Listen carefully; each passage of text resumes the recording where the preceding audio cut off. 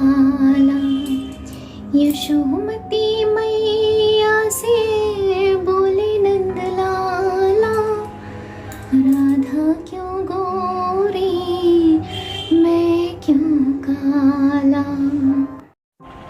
রাধে রাধে সবাইকে, আশা করি সবাই খুব ভালো আছো। এই তোমাদের ফার্স্ট যে ভিডিও ক্লিপসটা দেখালাম আমার গপুকে নিয়ে গান করার, ওটা সকাল মানে নন্দ উৎসবের দিন সকালবেলার ভিডিও ছিল, ঠিক আছে। নন্দ উৎসবের দিন সকাল দুপুরের ভিডিও ছিল, কিন্তু এখন আমি যে ভিডিও ক্লিপসগুলো তোমাদের সাথে শেয়ার করছি সেটা হচ্ছে নন্দ উৎসবের পরের দিনের। কারণ নন্দ উৎসবের দিন আমার সত্যি কথা বলতে জন্মাষ্টমীতে যা খাটনি গেছে, উপোস করে নন্দোৎসবের দিনও প্রচুর কাজকর্ম ছিল, ঠাকুরের বাসন ধোয়া থেকে শুরু করে সমস্ত কিছু গোছানো, তারপর আমার গপুর অনেক রকম ভোগ ছিল নন্দোৎসবের দিনও। তো আমি নন্দোৎসবে আর কোনো রকম ভিডিও করতে পারিনি, সেই জন্য এটা নন্দোৎসব পরের দিনের ভিডিও, ঠিক আছে।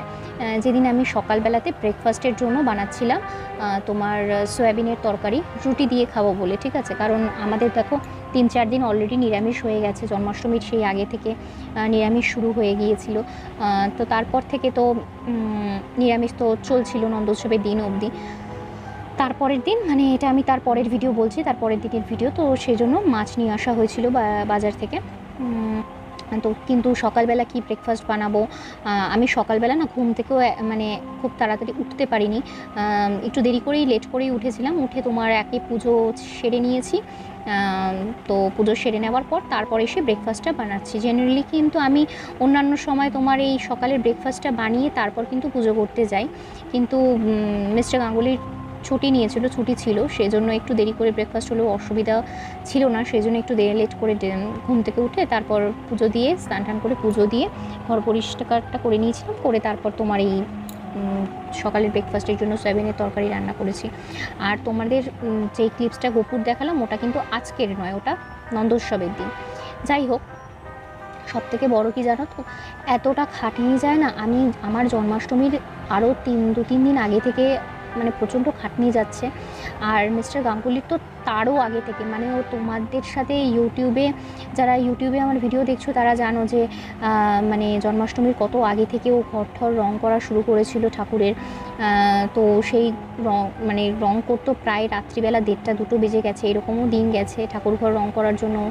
ও এত খাটনি গেছে, তারপর বাইরে থেকে সমস্ত বাজার হাট করা সব কিছু ও নিজে হাতে করেছে। এখানে দেখো খাওয়া হয়ে গেছে, আমার কাছে ছোট্ট পুচকি একটা ক্যাডবেরি ছিল, সেটা খাচ্ছিলাম।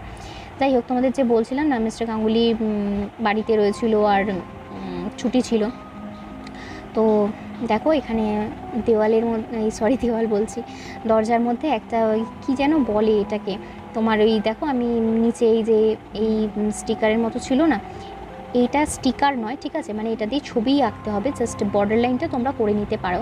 এটাকে কি একটা বেশ বলে, আমি ভুলে গেছি বর্ডার লাইনটা করার জন্য। তো বর্ডার লাইনটা করে নিয়েছে, তারপরে এই দরজার মধ্যে এই ডিজাইনগুলো করছে। এটা স্টিকার নয় কিন্তু, কারণ ওকে আঁকতে হচ্ছে, বর্ডার লাইনটা জাস্ট করে নিয়েছে। যাই হোক, এগুলো ও করুক কাজগুলো, তারপর তোমাদের যখন একদম ফিনিশড হয়ে যাবে তখন তোমাদেরকে পুরোটা দেখাবো। ভীষণ সুন্দর লাগছিলো দেখতে। আমি ফার্স্টে বলেছিলাম কি বলো তো, ও বলছিল যে পরপর 3টে করবো কিনা, কীভাবে করবো কিনা। আমি যেরকমভাবে বলেছি সেরকমভাবে করেনি, নিজের বুদ্ধিতেই করেছে, কিন্তু সত্যি বলতে প্রচণ্ড ভালো হয়েছে। তো এখন করুক, আমরা আবার রান্নাঘরে যাই, ওর যখন পুরোটা ফিনিশ হয়ে যাবে তখন তোমাদের সাথে পুরো ক্লিপসটা দেখাবো। আজকে দেখো ওল ভাতে বানানো হয়েছিল, আমি বানিয়েছি, কিন্তু সত্যি কথা বলতে আমার থেকেও মিস্টার গাঙ্গুলি এটা খেতে অনেক বেশি ভালোবাসে, ওল ভাতে খেতে। ও নাকি পুরো ভাত ওল ভাতে দিয়ে মেখে খেয়ে নিতে পারবে। যাই হোক, আর এখানে হচ্ছে ফ্যাসা মাছ এনেছিল, বুঝতে পেরেছো, ফ্যাসা মাছের দেখো কত মাছ নিয়ে এসেছে। আর তারপর তোমার ওই যেগুলো সাইডে দেখলে রাখা আছে ওগুলো কাকের জন্য, আমার শাশুড়ি মা আবার কাককে খেতে দেয় প্রত্যেক দিন, সেজন্য কাকের জন্য আলাদা তোলা থাকে।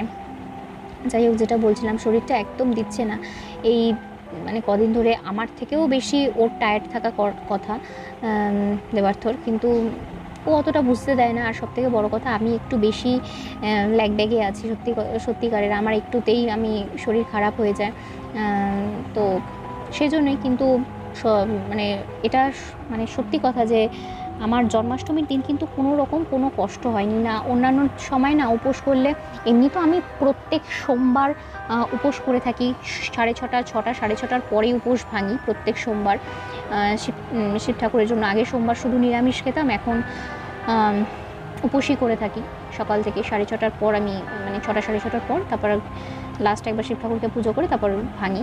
আর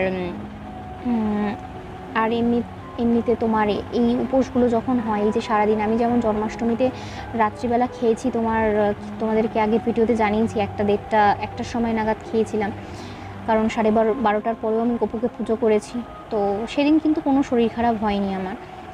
আর দেখো বাইরে কী হারে বৃষ্টি পড়ছে, বিরক্ত লাগে গো এরকম বাইরে বৃষ্টি, ঘরে লাইট জ্বালিয়ে মানে থাকতে হয়, ঘরটা পুরো অন্ধকার হয়ে যায় না মাঝে মাঝে এই বৃষ্টি হলে, এরকমভাবে একদম বাইরে মানে অন্ধকার হয়েছে। এটা কিন্তু খুব জোর তোমাদের মানে ধরো এই 1টা ফেকটা নাগাদ ক্লিপস এটা নেওয়া, কিন্তু তারপরেও এরকম অবস্থা। যাই হোক, মানে ভ্যাসা মাছের ঝোল, ওল ভাতে এইসবই রান্না করেছিলাম। করার পর এটা সন্ধ্যাবেলার ক্লিপস তোমাদেরকে দেখাচ্ছি। সন্ধ্যাবেলা দই আর আমি একটু শশা খাচ্ছিলাম। এই খাওয়াটা না আমার কাছে বড্ড কাল হয়ে গিয়েছিলো, কি বলবো আর তোমাদেরকে। আমি মাঝখানে 2-3 দিন আবার ভিডিওর গ্যাপ পড়েছে, সেটার রিজনই হচ্ছে এটাই। আমি চা খেয়েছিলাম সন্ধ্যাবেলা 6:30 7টা নাগাদ, তারপর এই খাবারটা আমি খেয়েছি তোমাদের ধরো আর তার থেকে 40 মিনিট পরে। কিন্তু সেই দিনের পর থেকে আমার এত শরীর খারাপ হয়েছে, এই দই শশা চা সব মিলিয়ে একেবারে আমি ঘেটে গিয়েছিলাম এতখানি। মানে ডাক্তার দেখি ওষুধ খেয়ে তারপর এখন একটু স্টেবল হয়েছি, যখন তোমাদের ভয়েসটা দিচ্ছি। দেখো কমপ্লিট হয়ে গেছে, কিন্তু দরজাটা অসাধারণ লাগছে, বিশ্বাস করো ভীষণ সুন্দর লাগছিল দেখতে। আমার তো ভীষণ ভালো লেগেছে। আমি মানে ওর সব থেকে অনেক ধৈর্য, সব যে কোনো কাজে ওর ধৈর্য অনেক বেশি থাকে। তো এই হচ্ছে অবস্থা, তোমাদের সাথে তো গোটা ব্লগটা শেয়ার করলাম, বুঝতেই পারছো কী কী করেছি সারাদিনে। সবথেকে বড় কথা না, শরীরটা ঠিকঠাক ভালো নেই এই কদিনের। মানে খাটাখাটনি তো ঠিক আছে, সেটা তো নয় মিটে গেছে, কিন্তু তারপরে যে দেখালাম তোমাদের ওই দই দিয়ে শশা দিয়ে খেয়েছি, ওরে বাবা রে বাবা কি বিরক্তিকর, শরীর খারাপ হয়ে গেছে হঠাৎ করে।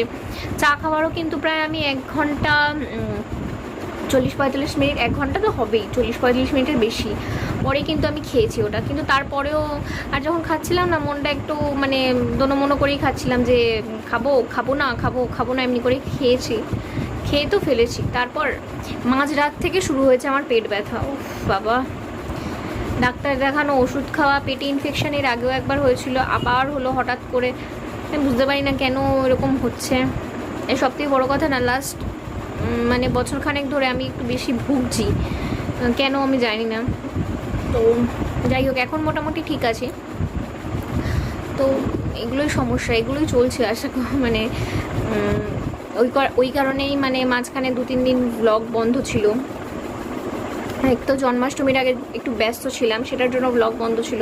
জন্মাষ্টমীর পর শরীর খারাপ হলো, তারপর পেটে ইনফেকশান হলো, এই সব নিয়েই আর কি মানে ঘেটে রয়েছিলাম, ওই জন্যই ব্লগ দিতে পারছিলাম না। মোটামুটি এখন আর ঠিক আছে, এখন মোটামুটি আবার ব্লগ রোজ, এখন ডেইলি ব্লগ দেওয়ার চেষ্টা করব। মানে তোমাদের কাছে ডেইলি ব্লগগুলো শেয়ার করতাম, ধরো একদিন ছাড়া একদিন টেলিকাস্ট মানে আমি পোস্ট করতাম। তো চেষ্টা করবো এখন এগুলোকে মানে ডেইলি কন্টিনিউ করার, কারণ আমার মনে হচ্ছে যে ডেইলি মানে পোস্ট করা ভিডিওগুলোই উচিত, বা ডেইলি দেওয়াই উচিত তোমাদের জন্য। তো ঠিক আছে, কেমন লাগলো জানিও।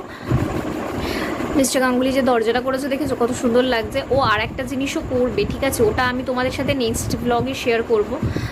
সেটা মানে ও ধৈর্য আছে বলেই করতে পারে। যাই হোক, ও নেক্সট ব্লগে আমি ওটা তোমাদের সাথে শেয়ার করবো। ততক্ষণ অবধি সাবস্ক্রাইব করে নাও, ভালো লাগলে লাইক শেয়ার কমেন্ট করো। And this is with blog with hungry foodlar. Stay tune, দেখা হচ্ছে নেক্সট একটা ব্লগে খুব তাড়াতাড়ি। ততক্ষণ অবধি বাই, আর ভালো থাকো, সবাইকে ভালো রাখো।